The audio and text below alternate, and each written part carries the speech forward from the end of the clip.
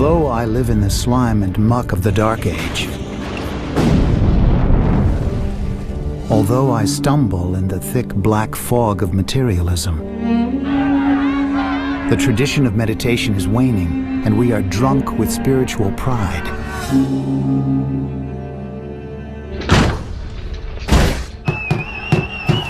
This is regarded as a very dark age and a time in which the world's wisdom has in some sense faded.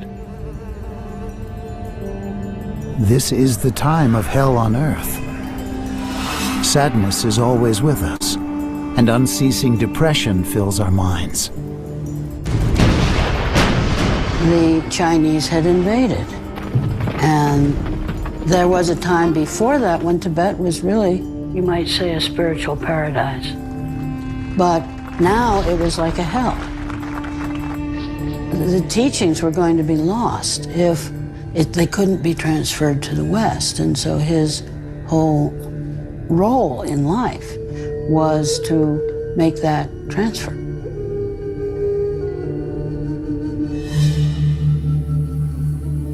He had an urgency about him.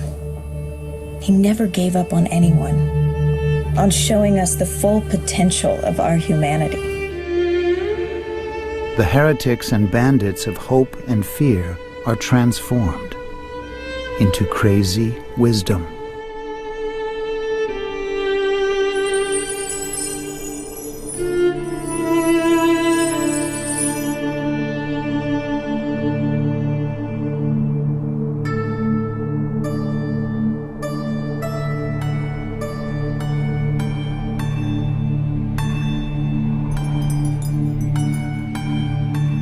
Crazy wisdom person, which is a direct translation from the Tibetan, what's known as Yeshe Cholwa.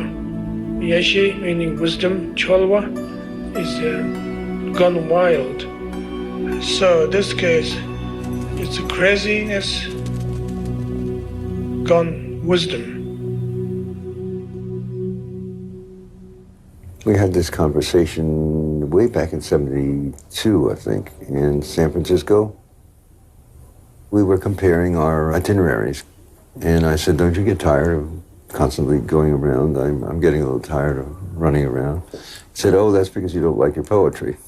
I said, what do you know about my poetry? And he said, well, why don't you do like the great poets of old, like Milarepa? Why don't you just get up on stage and compose on the tongue? Why do you need a piece of paper? Don't you trust your own mind? The red flag flies above the Potala. The people of Tibet are drowned in an ocean of blood. A vampire army fills the mountains and plains. But self-existing dignity never wanes.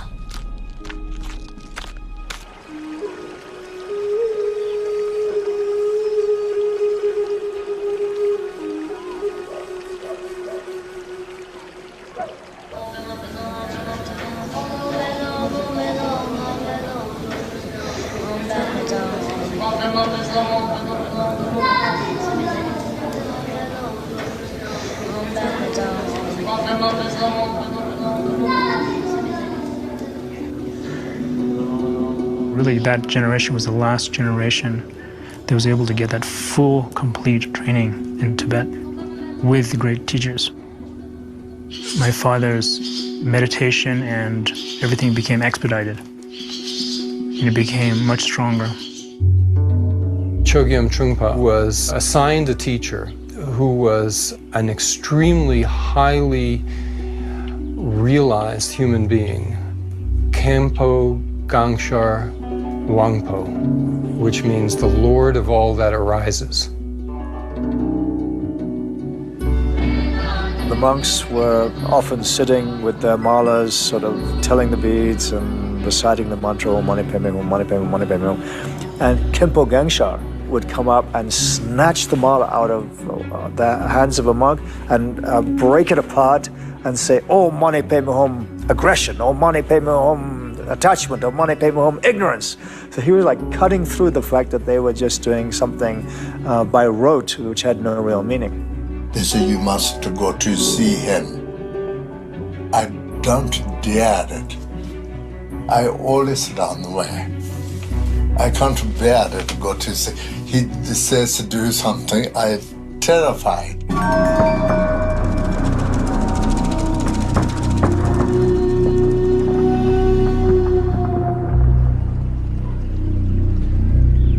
The Chinese presenting their doctrine called communism and realizing that they can't actually indoctrinate anybody, basically, fundamentally, so they have to use further greater pressure.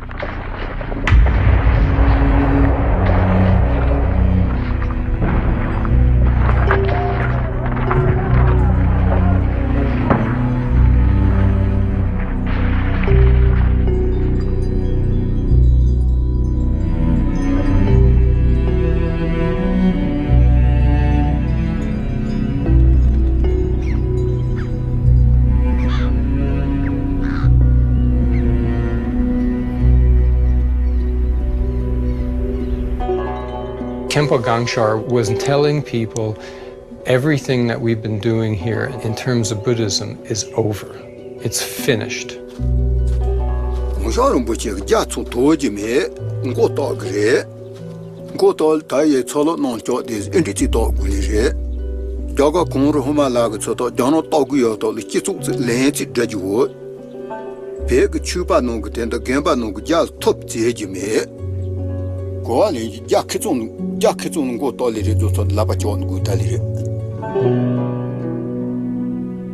I was forced to leave my country.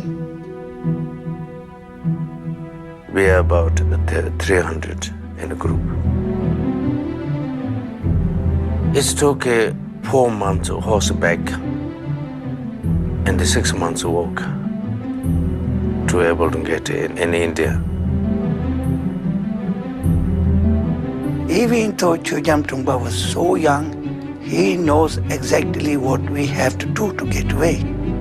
And somehow I don't know how he managed. He doesn't have a compass. He has very nice binoculars, so we can see long distance. So we have to hide during the daytime and have to walk in the night through the mountain, through the ice. And then start walking in the river. When we reach other side, we know now Chinese are everywhere shooting guns. Hardship is not enough food. And the people are dying, but starving. Then we actually end up cooking our shoe leathers, chopping it down and cooking it. And not remembering chewing it. It was so horrible.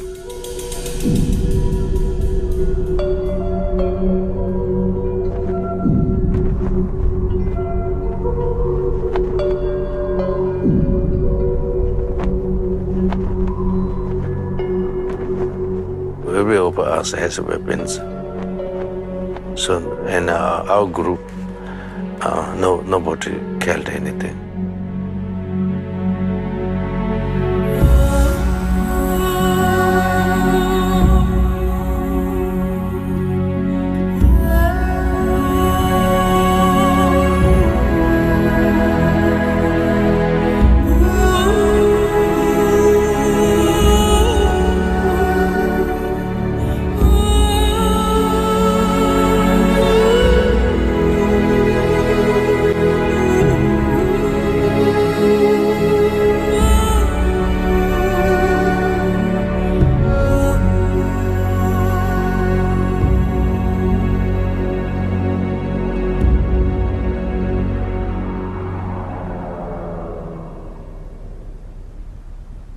My work is dedicated to present a notion of enlightenment to the West.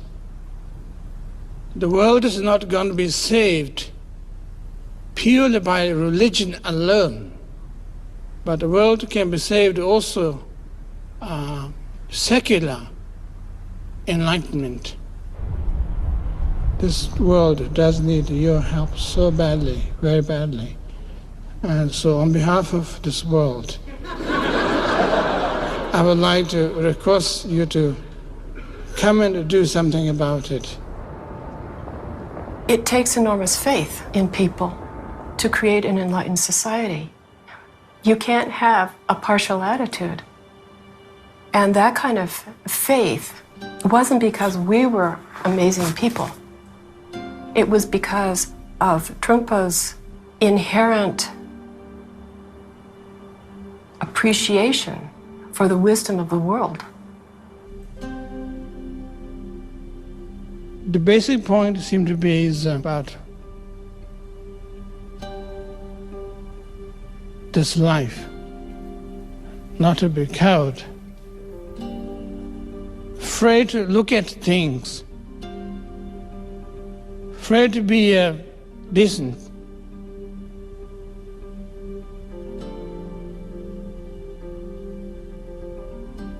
Afraid to smile,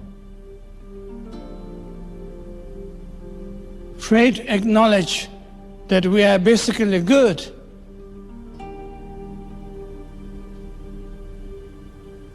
Oh, as Americans call it, chickening out.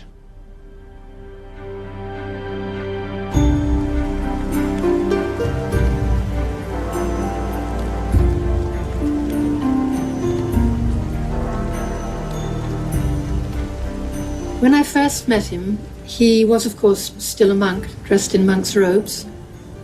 And he seemed to me extraordinarily young, ethereal almost, as though he might dissolve into light at any moment. A bit like a flower, a beautiful flower. All his gestures were sort of immaculate. Now I can't actually remember what he said, but we were just overwhelmed by his presence somehow. It seems almost kind of a little naive to say something like that, but there was something very special about him.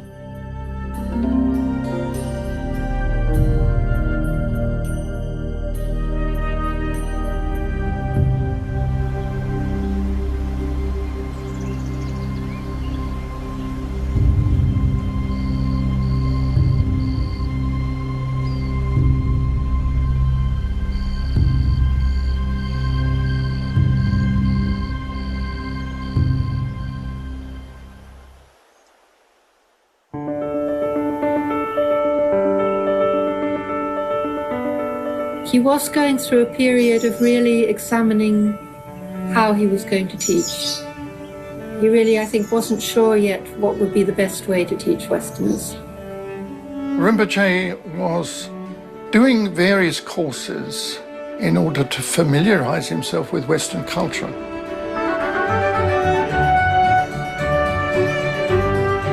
He was trying to gather the experience directly for himself of the suffering of the human condition in the West.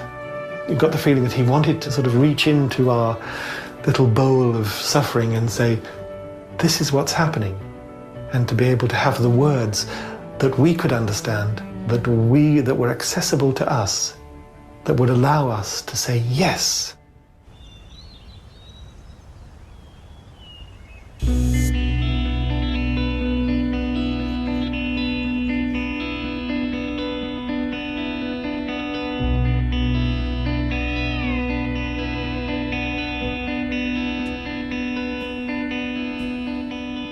There was an article in the then Telegraph colour supplement, and there was a full-page photograph with Trungpa Rinpoche and Akong Rinpoche standing on the lawn in front. And I'd seen it and I thought I had to be with him. So I gave up my job and my house and travelled up to Eskdalemuir. I was studying at Cambridge University, and I decided I'd prefer to go and live with him. I arrived at Lockerbie Station late at night. There was no public transport to Eskdalemuir. And so I walked to Samyaling, and it's about 17 miles, and I think it must have taken me about 6 hours. His injunction to me always was that the major change must always be internal. and that without meditation, there's no progress. The teaching sometimes would be really kind of in the minute, in conversation, in his room, sometimes late at night. That was where I learned most. This got some of us into a lot of trouble because we would then have to sleep late in the morning and not make morning meditation. Rinpoche would leave Samyeling in his monk's robe and change into regular clothes and wander around London a lot. And he said he loved the movie houses because they were dark red velvet and it reminded him of Tibet. It had the kind of warmth that he was missing. I'd been working in an office as a translator, and he invited me to be his private secretary. He said that he was planning to make a trip to Bhutan and India. And then he asked me if I would like to go with him. Well, of course I said yes. My trip to Bhutan was invitation of the Queen of Bhutan, and I took my retreat in Taktsang, where Padmasambhava actually meditated. Rinpoche said that this was supposedly where Guru Padmasambhava had thrown down his crystal rosary and then it had turned into a waterfall.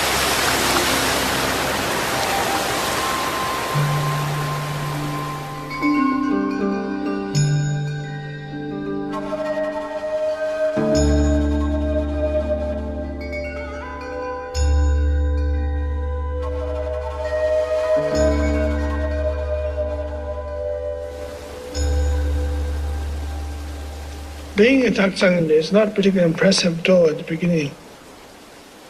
What is this place? It's supposed to be great. And what's happening here? Maybe this is the wrong place they've chosen. Maybe there's Taktsang somewhere else, the real Taktsang. But there is actually immense energy and power has taken place. Things begin to come up.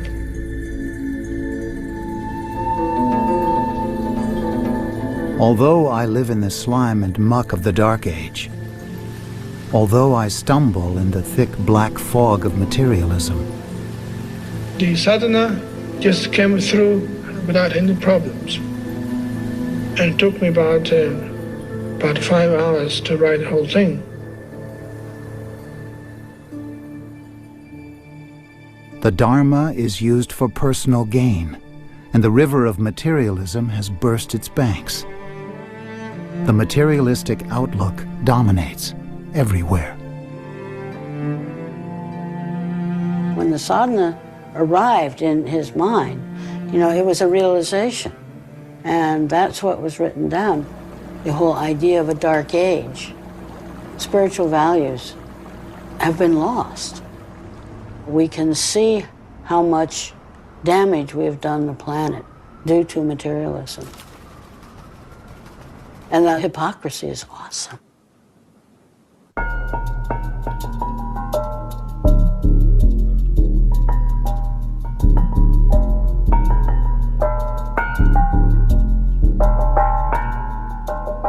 Trungpa Rinpoche had come to the West in order to transmit the authentic teachings of Buddhism in the West to Westerners. Akron wanted the centre in Scotland, Samyeling, to be a place where Tibetan refugees could come and find a home. And so they had a very different outlook. That's why there was this huge conflict developed between them. People would get very upset because he wasn't teaching. People wanted a teacher to satisfy their own spiritual greed, so they could say, I'm a disciple of Trungpa Rinpoche, and he's doing this to lead me on the path of liberation, something. And then they'd find, actually, he's not doing anything, he's just drunk, or trying to seduce my girlfriend, or, or behaving in a totally outrageous way.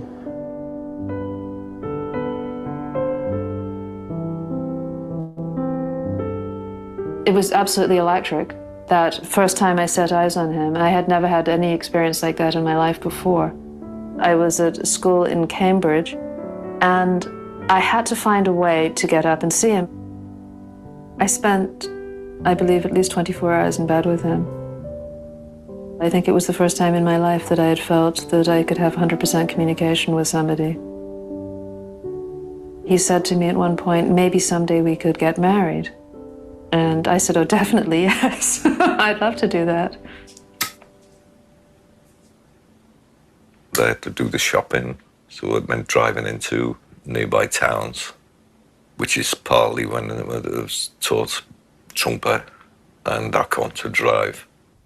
You know, they were hopeless at both of them. They'd never known roads and traffic. They didn't grow up with them, you know.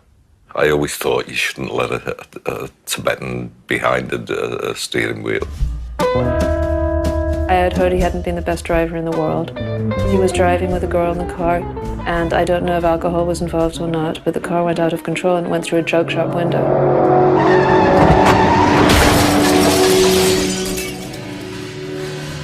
And there was Trungpa Rinpoche on a gurney in the hall with huge stitches in his throat. His throat had been cut. And then a while after that, they discovered that he was paralyzed on his left side.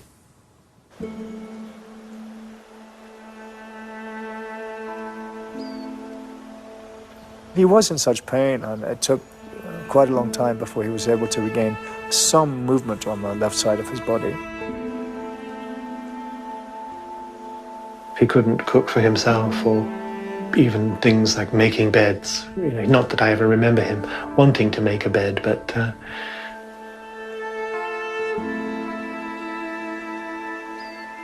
you couldn't be with him without being aware that there was an extraordinary struggle going on in there.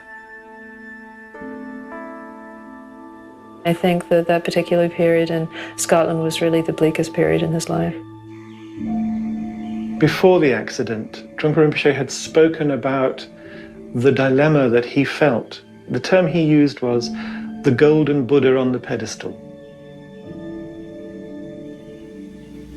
Main point is to be able to teach fully with the ordinary Western world.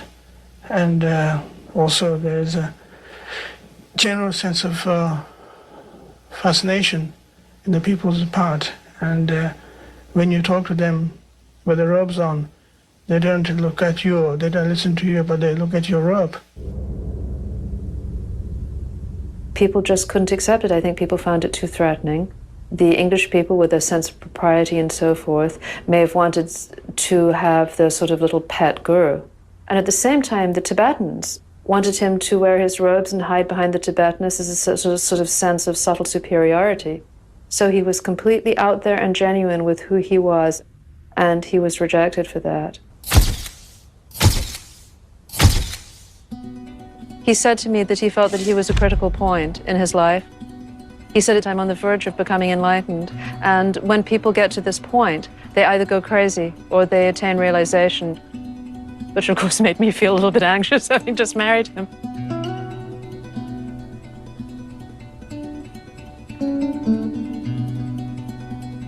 Then it all moved quite quickly. Then it all seemed to be the catalyst for the transformation, the re-emerging into the world, having abandoned the monastic persona. And then the rest, as they say, is history. What made you commit to, about 3 years of your life to him? What held you to him? Well, it wasn't me committing. It sounds like I made some generous offer, I wasn't committing. Didn't feel like I was committing my life to him,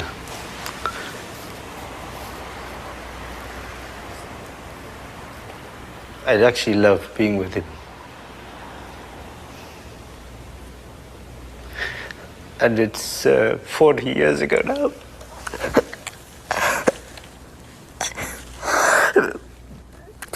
But he was a good friend.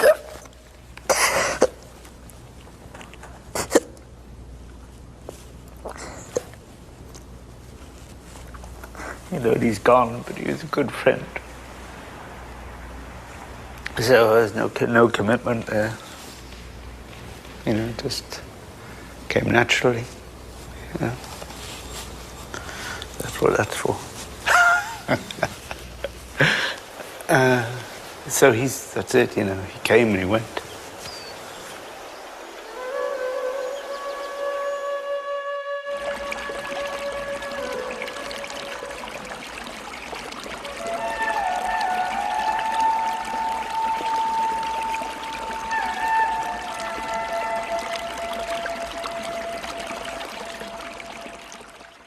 He met one of the other great tulkus, a pretty much similar age to him, they had known each other in Tibet, Trungpa Rinpoche. Trungpa Rinpoche came to him in India and said, "So what you going to do now?" And he took out his mirror, little metal mirror he had around his neck. His mirror was a way of, he could prophesy, see the future in the mirror. And he started looking into this metal mirror and describing Shambhala.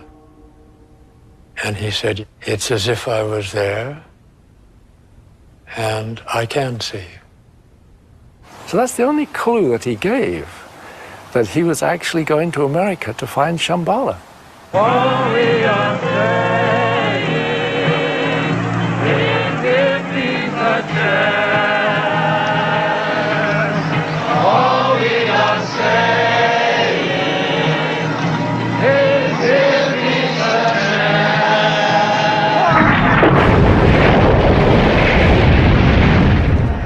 Stop bombing human beings, animals, and vegetation.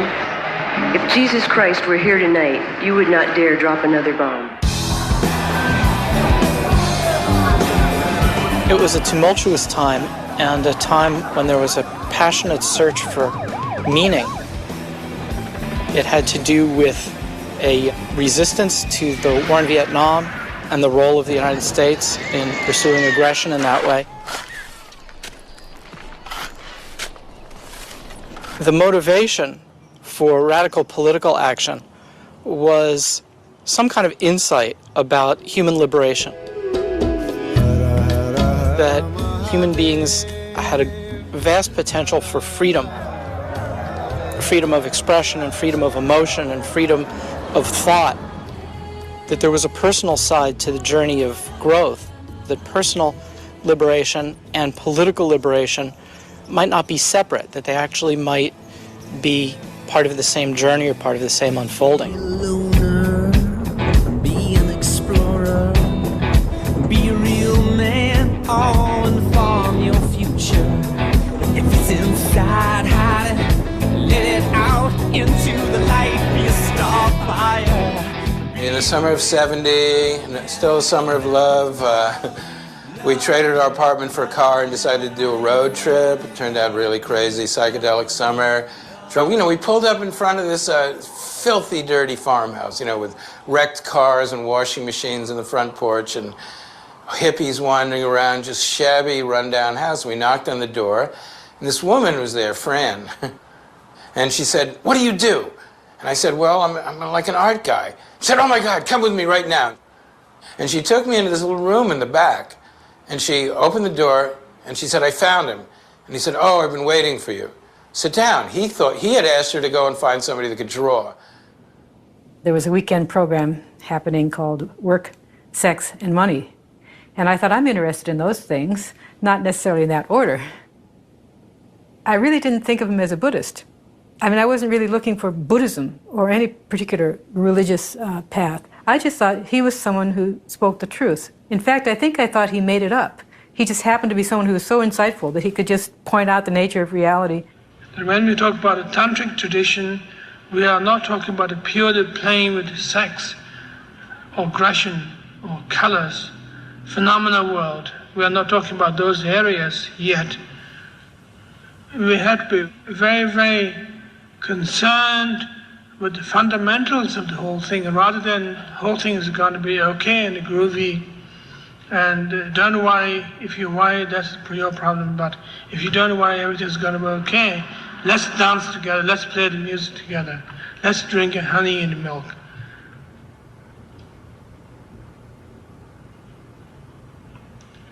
It doesn't work.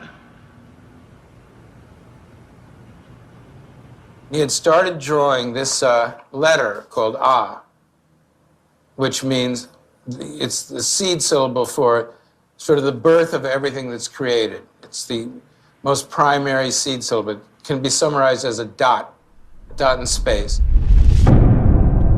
So I sat there for 2 hours, and he knew how the eye worked. He knew about geometry. He knew about Botticelli. And the more it went on, I was like, this is the greatest experience. Finally, an art teacher. I thought he was just an art guy, and hippie, Tibetan hippie. He immersed himself completely in American culture when he moved over here. It wasn't just that it was contrived, that he was going to dress like a hippie and act like a hippie so he could communicate with the hippies. It was that he was absolutely fascinated by anything that people did. He just wanted to basically eat it up. At one point I was concerned about whether you needed to be celibate on the spiritual path, because I had been reading all the Hindu yoga books that talked about how important celibacy was in meditation. And just as I was getting to that question in my little list, there was a knock on the door, and it was Diana, and he said, "Oh, come in, sweetie." And so she was wearing a yellow bath towel, just barely covered her, so I didn't know whether to look down or whether to look up. And then he kissed her, and he said, "Well, I'll come to bed soon, sweetie." So she left, and I didn't actually ask that question.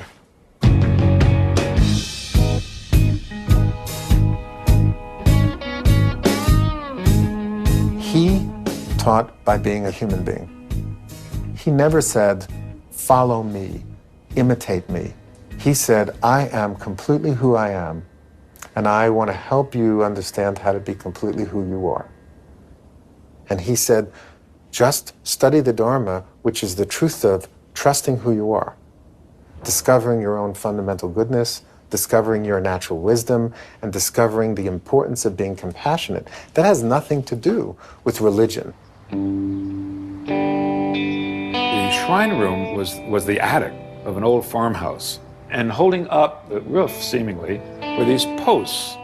Well, the posts became the favorite spot for people to lean up against during sitting meditation practice, so that they could doze or just hold themselves up and sort of, be lazy about it. So one day, we go into the shrine room, and they're gone.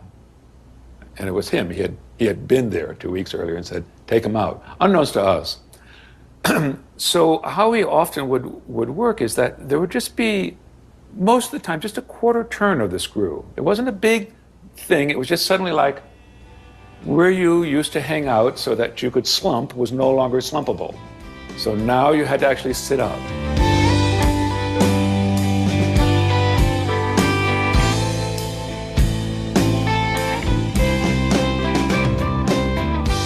This is a picture of the door at Karma Chilling. It was just a white door, ratty, paint-crumbling farmhouse. And he said that he wanted to paint it as the entrance to the Dharma in the West.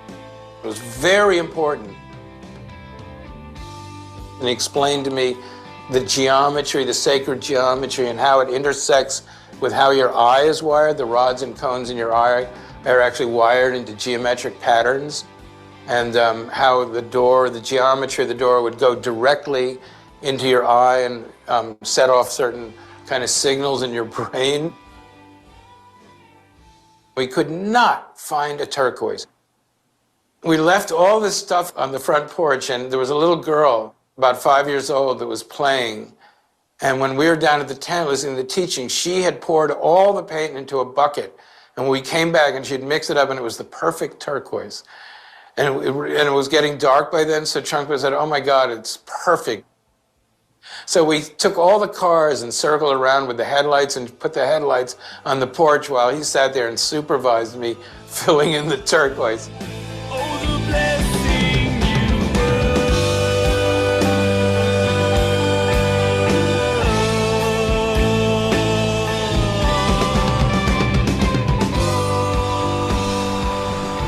There is a legend of the Buddha.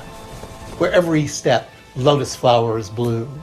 Almost wherever Trungpa Trungpa stepped in America, Tibetan Buddhist centers sprang up.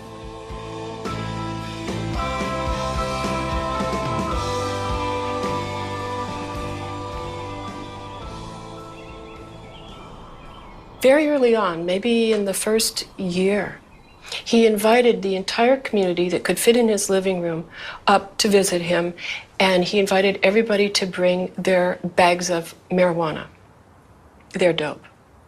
And half the people thought, oh my God, this guru is so cool. He wants to smoke with us.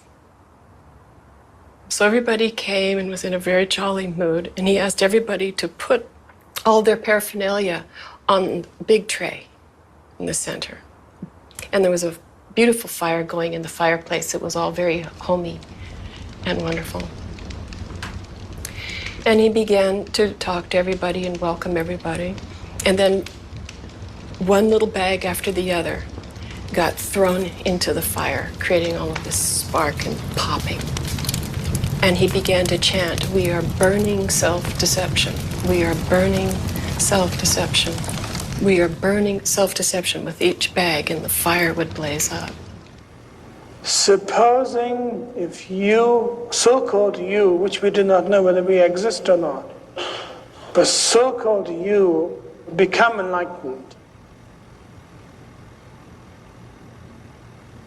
then what?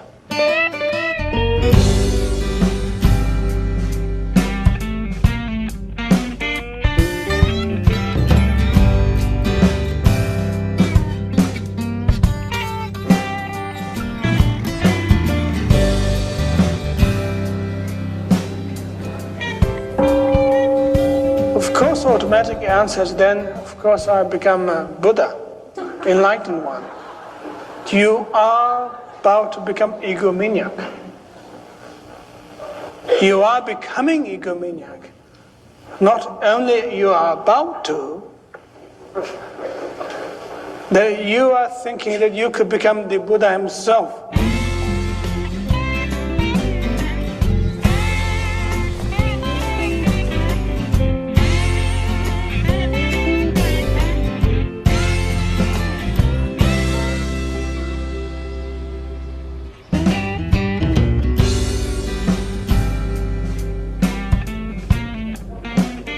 The Naropa Institute, the summer of '74, was a kind of a distillation.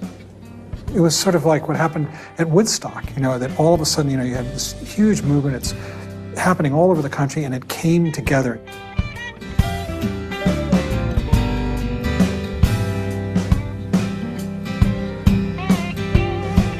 We didn't have a building.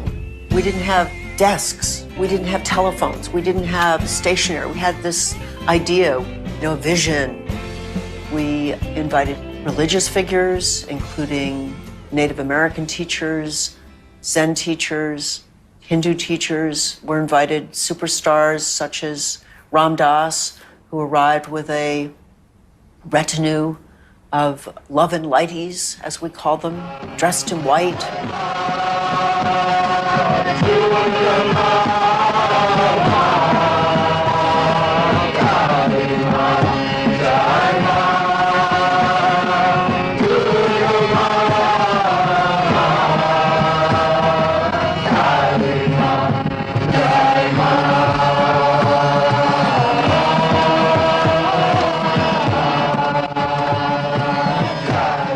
There were people there who weren't on religious trips, like Gregory Bateson.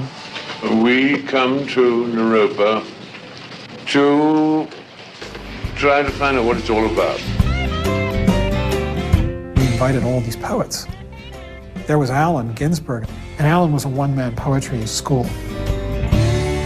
Alan. Do you relate to American jazz, blues, rock and roll as having possibilities? Maybe jazz has more possibilities, blues have more possibilities, but rock and roll has lesser possibilities.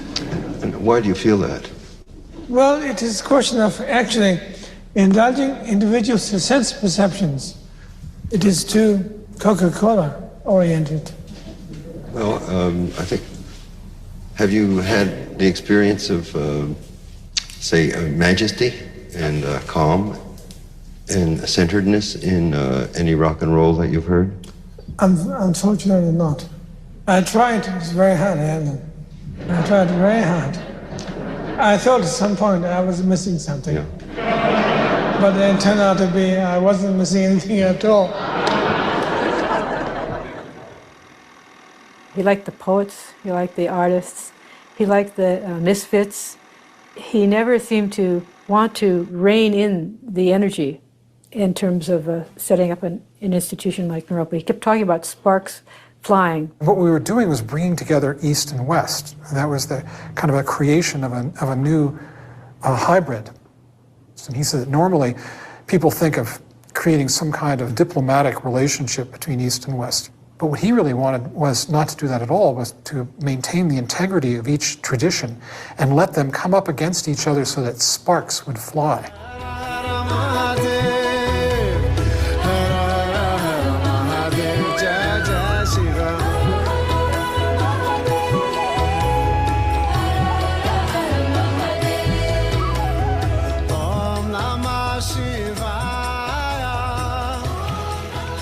The water is so lovely, so lovely. It's like love. When I arrived at Naropa, schedule was set, and I was put on Monday, Wednesday, and Friday or something like that. And Trungpa has Tuesday, Thursday, and Saturday.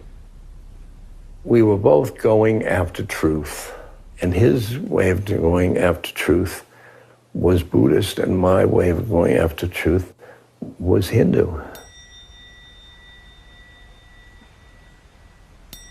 The people liked getting both sides, and I was fascinated with they were like there was a tennis match. They were like, you know, they were. Trungpa said this, and robbed us.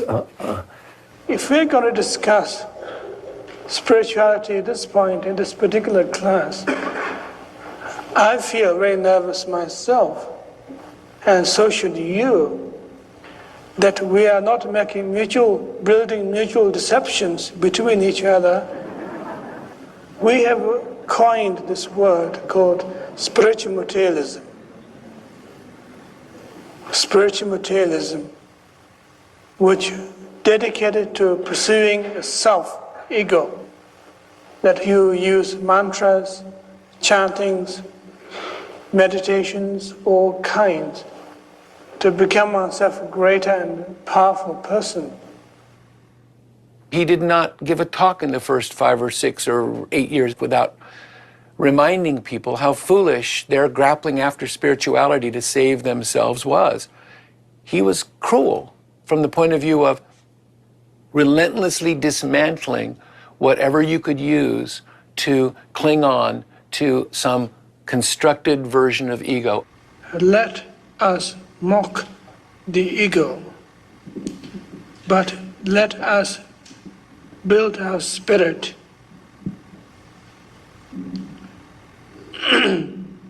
Spirit in this case as a sense of inquisitiveness. There's something might have happened. There's a possibility of something's taking place. But ego's approach is that going to be good for me? Should I do it? Shouldn't I do it? If I get it, how much it is money's worth, so to speak. Trungpa was the head, and I was the heart. Things like soul, God, Ram and Krishna and all that. That seemed like cluttered compared to him. It is absolutely important to make practice of meditation is a source of your strength, source of your basic intelligence. And think about that. You know there's such a possibility you could sit and do nothing for 20 minutes, 10 minutes. Just sit and do nothing. You can think about Naropa Institute while you're sitting. If you're not, you shouldn't be too embarrassed to tell that message to your parents, your relatives, your friends, that you've learned a very valuable message that you can actually survive by doing nothing.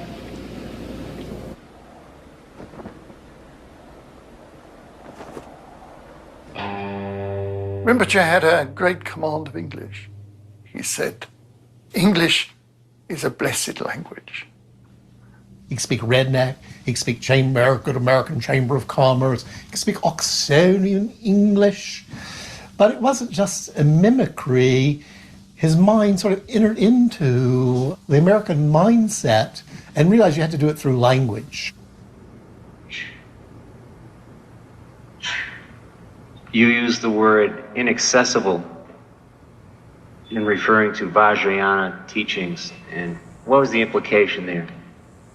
Well, it's very rare. And therefore you probably don't get it. Like if you order steak tartare,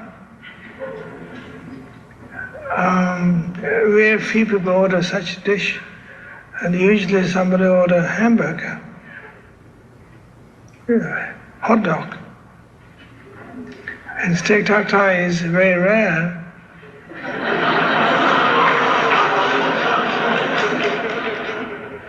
And a crucial moment came when the great 16th Karmapa, who was the head of Chögyam Trungpa's lineage, is coming to the United States. He tells, the students this great news, the 16th Karmapa is coming, and the response is, groovy. But do we really have to vacuum for him?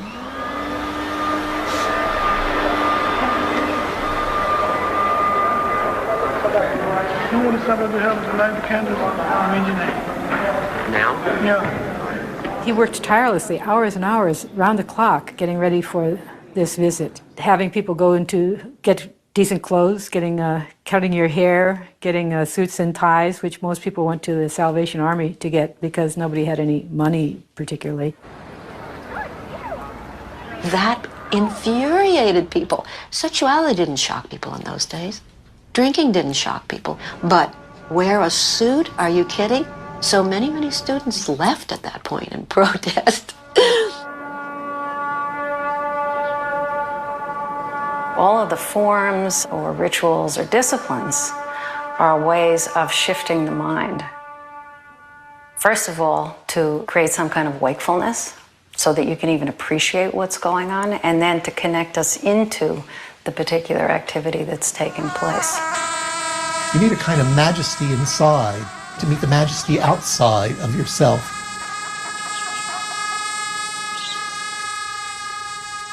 What you have recommended to us is that we should cut off our long hair, put on neckties, and re-enter the mainstream of American institutions and attempt to exert a wholesome influence from within.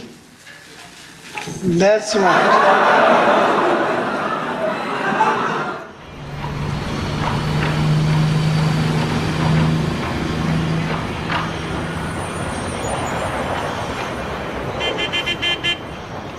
We always have a problem with taming ourselves. That is why we have to resort to religion, basically. Taming here meaning simply being decent. No ups and downs. Some sense of equilibrium. Natural state of existence. That kind of training demanded a teacher who was hard to be around a lot. Once I asked him, why don't more students just come see you, knock on the door, call you on the phone, come over? And he said, I feel that it is because there's fear in students of becoming unmasked, exposed. This was a very important principle for him. People having the courage to work with their own self-deception. Where does purpose and motivation come in the enlightened mind that is free from desire and striving? Where does his purposes come from? Well, purposes come from having a sense of trust in oneself, sense of uprightness, sense of loyalty, sense of appreciation of one's family and one's immediate world around you. There's a cloud in the sky, and the sky is blue, and the sun rises beautifully in the east, and snowflakes have their beauty in the falling on the ground. And everything's perfect. Pretty much.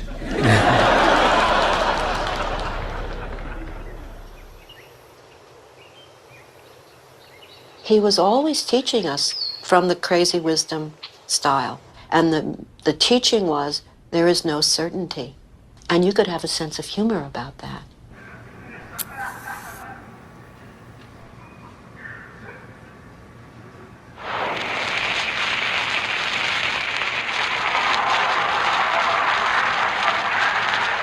We don't want to really be fully sane.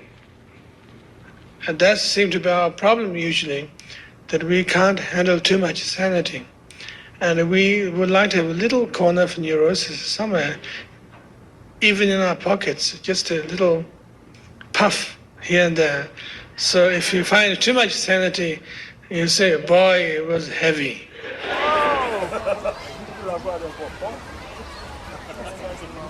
롱하우티니 고마 롱도도 데리니티니 성성 총을 내면이 거는 손제리 살에 성담퓨리 살에 대통령 간디리 살에 가서 파파금마다 대라마 강제는 라고 말어 공또 여기 줘봐 홀로 좀 요거는 단 자면 추진 홀로 거는 이렇게다 깔마파 조금 앞쪽 그놈 다 돈으로 못 치는 만다서는 사자잔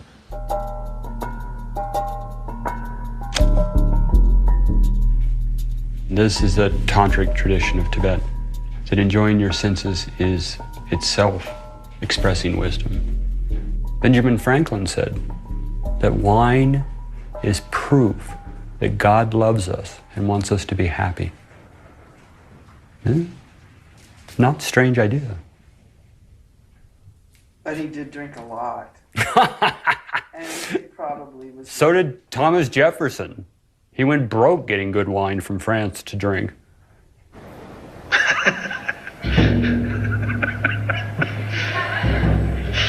It was safe to say that his level of awareness in the environment was unaffected by the alcohol. Early on, he was giving a talk with this sort of Western New Age guru, and Rinpoche's presence in this on the stage was that he was just completely drunk, and he actually don't think ever actually gave a talk. He was just, falling out of his chair, and so at the end of the talk, they sort of carried him under his arms and got him into the elevator. And he got in the elevator, he stood up straight, and he said, "How was that?" He wasn't drunk. He hadn't lost it at all. But that was how he chose to relate to this charlatan. Many people tried to get Rinpoche to stop drinking, and they would take petitions to him and letters to him and have everybody sign it. I remember being there one time when one of his attendants served the watered down sake, and he would just lift his eyebrow and saying, "This is watered down." There's just basic craziness, which is fearlessness, in other words, not giving up anything. Seemed to be the basic point. Willing to work with what is there on the basis of primordial wakeful quality. So that seemed to be the definition of crazy wisdom. Trungpa, wild and woolly, the sexuality issue, the alcohol issue. I did basically defend it, actually, because I like Tibetan Buddhism, and I know there is such a thing as crazy wisdom. But I had to acknowledge certain flaws, I believe. For example, he passed away, I believe, at 47. Well, anyway, he could still be doing fantastically useful work if he had not gotten addicted to alcohol, definitely. Whatever the exact diagnosis was, he definitely drank too much. People say to me, how could you follow a teacher like that? Or how could an enlightened person do that? I do not know. I can't buy a party line where I say it was sacred activity or something like this. Come up with ground to make it okay. I also can't come up with ground or a fixed idea to make it not okay. I'm really left in that I don't know. I don't know. But I can't answer the relative questions because he defied being able to answer them.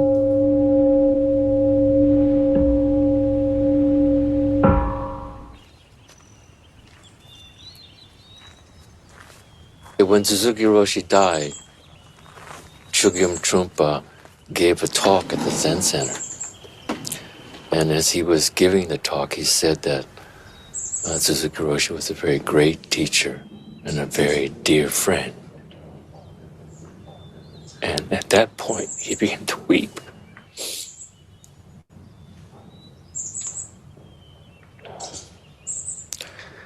So he could probably just sense and see that we were trying to hold ourselves back, and it gave us permission for all of us to weep. So that in itself was a wonderful teaching.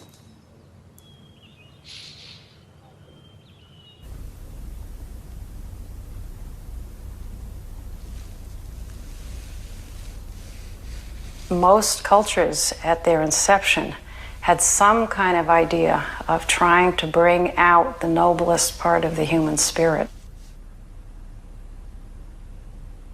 Rinpoche searched for models that would work in the West. He didn't just want to impose Eastern models onto his Western students. In America, the President of the United States lives and works in his house. And in Europe, the place where the monarch lived was also the seat of government. So that's one thing. I think he realized that that was a powerful model that had already existed.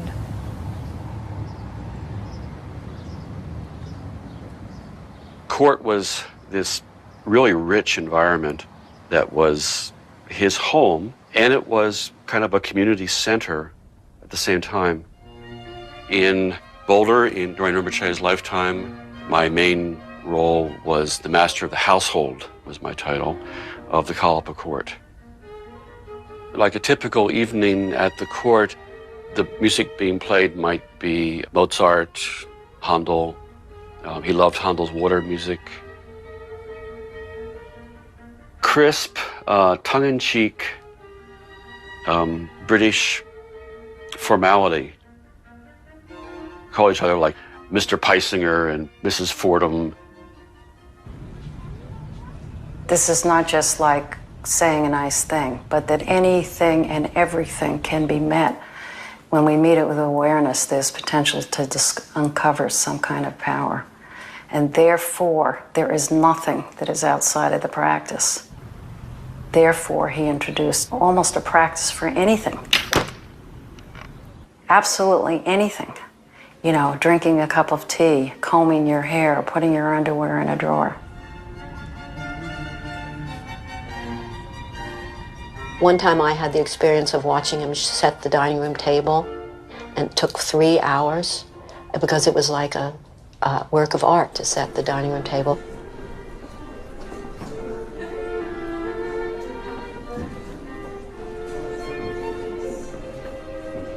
He really found the way Americans spoke English to be sloppy.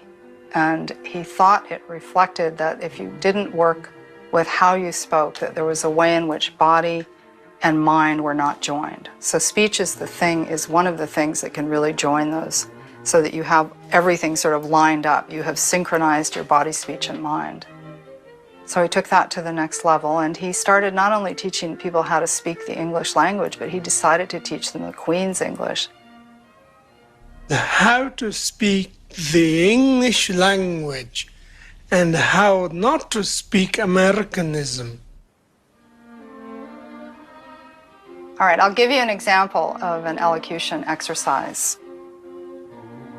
Spider is black. Sky is blue. How tantalizing this world. Kathy's hair is black. Her complexion is white. Her attention is like a bowstring. More than monumental, more than tattered, more than dying, the Liberty Bell is more than antique. Ultimately, he was trying to demonstrate how sound had a sacred element. So in spite of the appearance of torturing people by making them repeat these words over and over again, I think it was much more about appreciation. So actually, it became a visualization practice. We would come on duty, put on our uniforms, and walk into a visualization. We were imagining ourselves as enlightened servants of the enlightened master, and on some level, it was all true. On some level, it was reality. On some level, it was all play.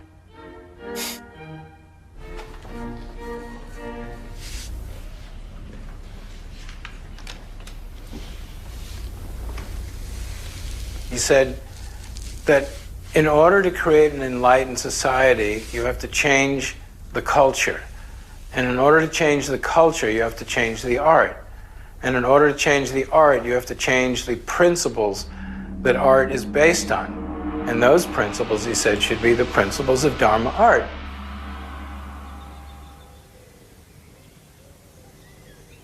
The basic notion of art at all means how to relate oneself and how to relate with one's phenomena world gracefully.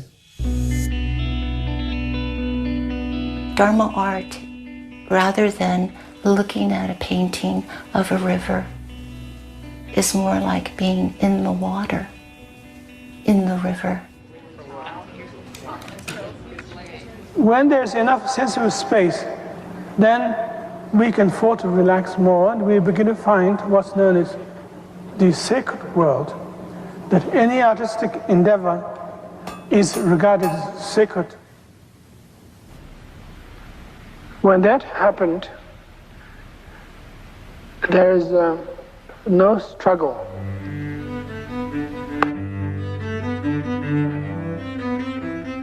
The idea in Dharma art is to receive images. It's not an ego trip.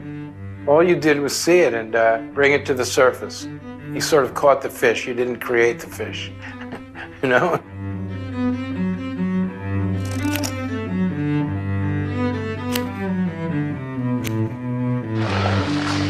Things are sacred, not in a sense of religious means, but sacred in the sense that there is a natural dignity in the way we view our world.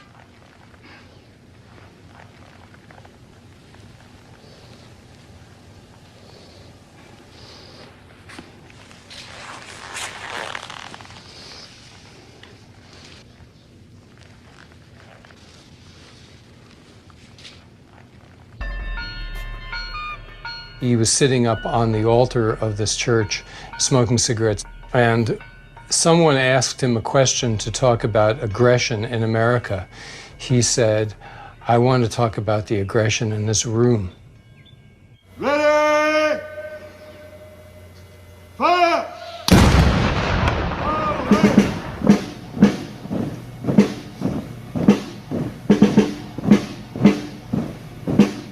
This was the Dorje Khasa. It was given that name because it literally means protecting the sacred space. Chogyam Trungpa believed that every aspect of society had to be explored, every single aspect. And so he created theater groups and he created commerce groups, he created educational institutions, and he also created a Buddhist version of military. Everyone had a hard time with it, but he would say over and over again, until we reach into the heart of aggression of society and we transmute that very same energy to be the forces of peace, we couldn't really change the way things worked. I was involved in organizations and marches protesting the United States presence in Vietnam. What I came to feel was that those of us who were doing that had in the end no greater insight about the fundamental problem of aggression than the government and the army that we were protesting against. The Shambhala principle is what is known as the path of the warrior. Here again, it doesn't mean to say the creator of a war as warrior, but warrior in the sense of braveness, being brave.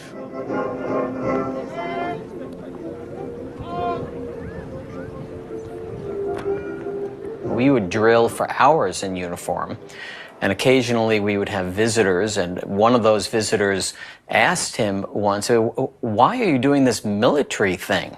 And his response was that someday people will see the Dorje Kasung marching down a street, and it will cause them to feel like they want to smile. And at that point, we'll actually have changed something at the core of the modern society, of the problem as it was. It took us 10 years to figure out that he was teaching traditional Buddhism. We didn't know that because he was, if you ever read traditional Buddhism, you go, huh? But his incredible ability with language to translate that into our language so that he was able to touch your heart. And he was also able to sort of make your mind inquisitive. So your constant feeling was that your journey was truly what is traditionally described as the path is going underneath you and you are just continually opening up to whatever you are encountering.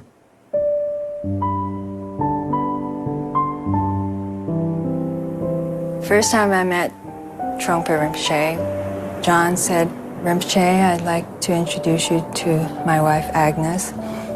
And Rinpoche looked like this, and he took my hand and he said, "Hello." And then he turned to John and said, "I find your wife very attractive."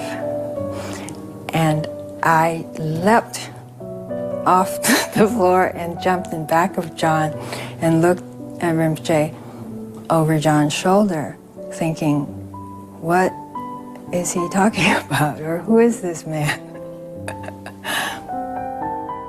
Lots of his students were his lovers, and that was known.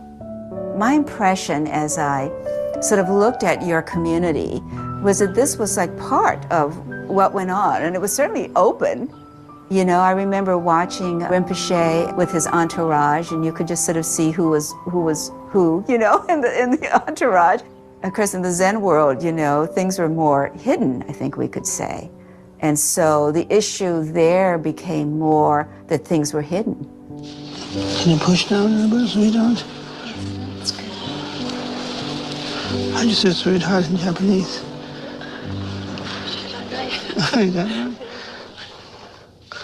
He didn't hide anything. He didn't hide his drinking. He didn't hide his sexuality. There's so many Western teachers, as well as Asian teachers in the West, who have been brought down by what's called sexual misconduct. But if you really look closely, that's not what caused them to come down. It was that the students felt deceived and lied to. The first time he slept with somebody, after I married him, he was still at Saint Mei-ling, and I was completely freaked out. I sat on the floor of the bathroom and just cried all night. And the next day, I went in and I talked to him and told him I was completely destroyed. I couldn't believe that, you know, he just married me and now maybe I had to divorce him because he was sleeping around. And he said to me, "It's not that I don't love you. Our relationship is much, much stronger and more powerful than sexual fidelity, so to speak. That I'm never going to be able to be a conventional husband, but you can always completely 100% rely on our relationship and our love for each other, but it's just not going to be conventional." Sexual activity, what there was, It was about liberating desire rather than creating more desire. And so you take that place of desire where it's the most, which is in the sexual activity, and you apply some kind of wakefulness, some kind of where you actually are present all the way through. So it's a very potent place to work from. You know, sometimes I would sit with him for hours, 2, 3, 4 hours in almost total silence. So sometimes it was really lonely.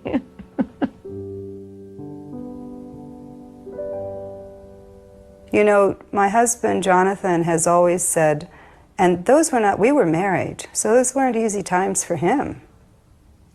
And he's always said, and not always in an enlightened way, I'm second to the teacher. I'm second to the guru.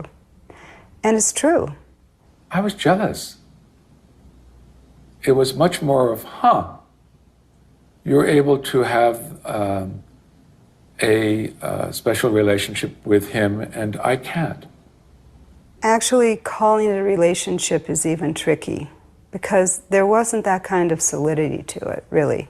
We're not talking about the person, Trungpa Rinpoche, but we are talking about the manifestation of that mind, which sees reality as it is and is able to wake people up, but only because you share that mind. In the West, it's easy to misunderstand devotion in the Tibetan tradition. It looks from the outside as if there's this great, great person and then these little people falling at the great person's feet. But in fact, the tradition itself is very clear that the teacher has nothing more than the student, that the wisdom exists already. We're born with it. We die with it. We can't get rid of it. We can't get more of it. The teacher points that out. And the student gradually comes to that understanding and the minds meet. After being married to him for 17 years, I would still sometimes lie in bed next to him and look at him and thinking, I have no idea who you are. I mean, he was completely unfathomable. You could never really second guess his reaction. Love, talking about love is just like an insult sort of to like our relationship because it was just like he treated me as the reincarnated Lama that I was recognized as. So in terms of love with my father, did we ever talk about love? There was never any talk of something like that. He treated me like he would have treated a king of another country, you know? You always knew that his intentions were good and you could always expect that he would be kind. But fundamentally, I don't really know what made him tick.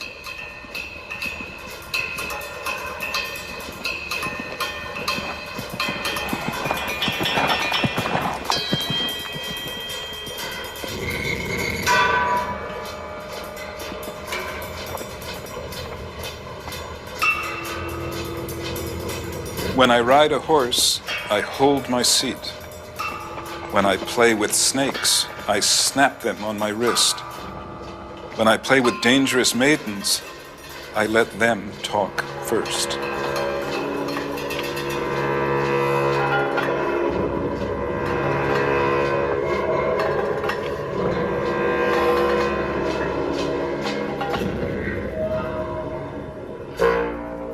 Crazy wisdom, as I understand it, means not planting your foot firmly either in the material world or the spiritual world.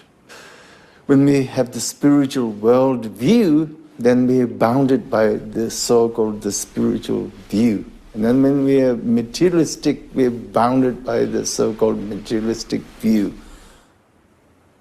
But if you go beyond that, if you take this extra leap, then that is the crazy wisdom leap.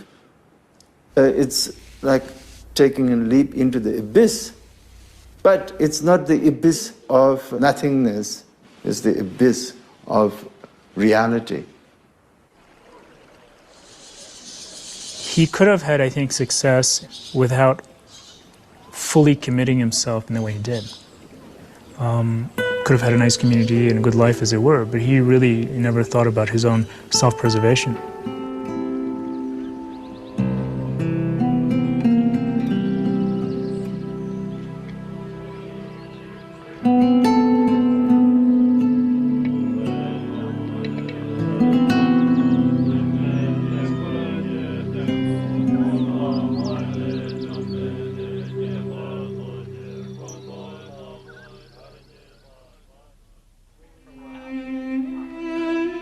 How much that we have actually trying to connect with our own heart, and how much of that particular attempt to connect with our own heart has to be repelled because you might discover something terrible in you. He taught me so much. He taught me everything that I know about art. And he showed it to me by being genuinely, fully who he was. He was human, completely human. And he didn't hide it. He didn't hide his tears. He didn't hide his wounds. When we want to really connect with our heart, what are you? Who are you? Where's your heart? If you just put your hand through your rib cage and feel your heart, there is a tenderness. It feels sore and soft and it hurts. And you want to spill your heart to relate with others. That types of tenderness does bring a notion of fearlessness. Fearlessness that you have possibilities so that the world around you can tickle your heart, your raw heart. It was his way of saying, it's a form of strength. So when you feel that tenderness in you, then you become stronger. He lived his life. He was like the greatest bodhisattva. Bodhisattva vows to give up anything that has to do with himself and help other people. And that's all he was ever doing. I see you're gonna make me cry. That's all he was doing.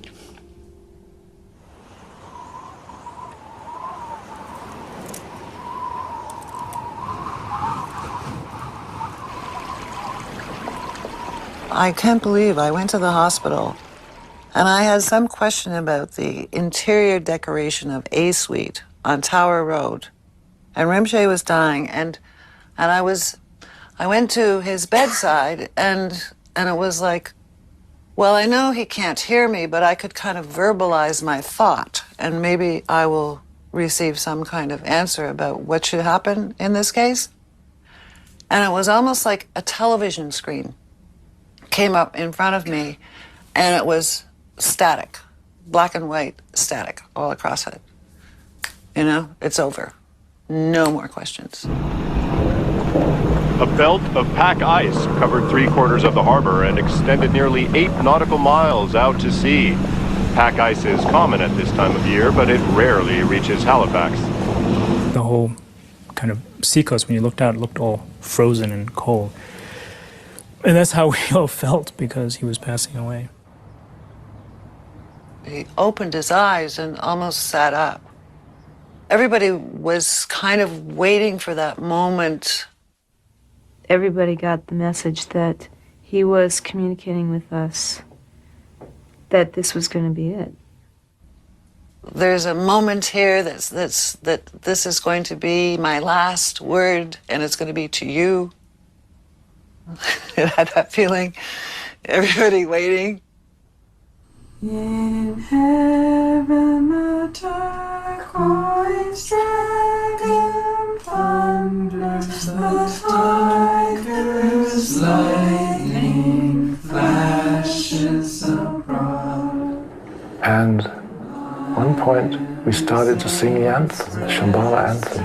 But nobody, I don't know how it started, maybe someone said, let's sing the anthem. we sang the anthem. And it was kind of like,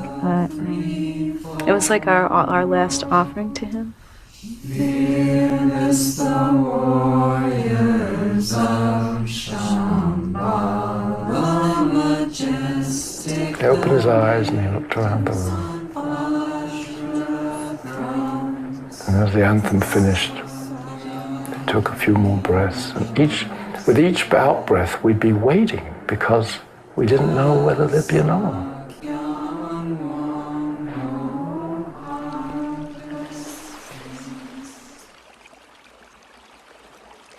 And so then I went outside. The ice had started moving out, and I remember by the end of the day or the next morning, there was a lot of ice. It had all gone out. The sky got blue. Rejoice, the great eastern sun.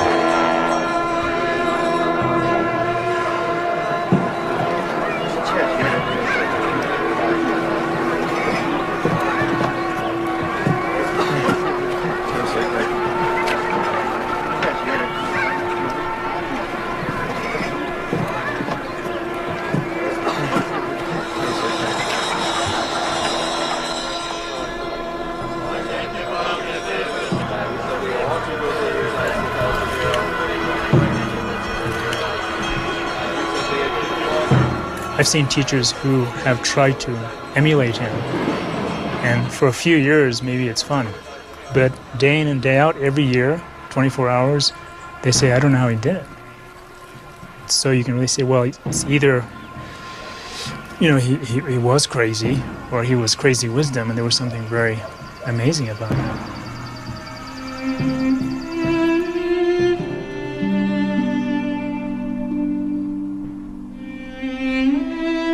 Even in a film like this, if the message were to be conveyed that he was about being defined or framed in any way whatsoever, that would defy the whole purpose of his life, which was to allow ourselves to be unframed and fluid and allow others, to come forth in their sort of basic goodness.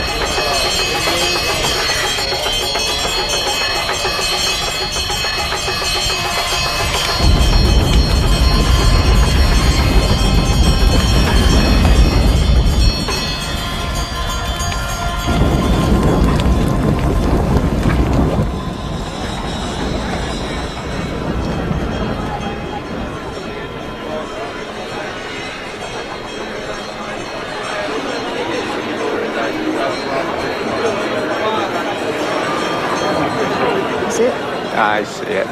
I'm not convinced that it's phenomenal. Completely around the sun, and there's one right over there. Rainbows. Something in the clouds. Something in the sky.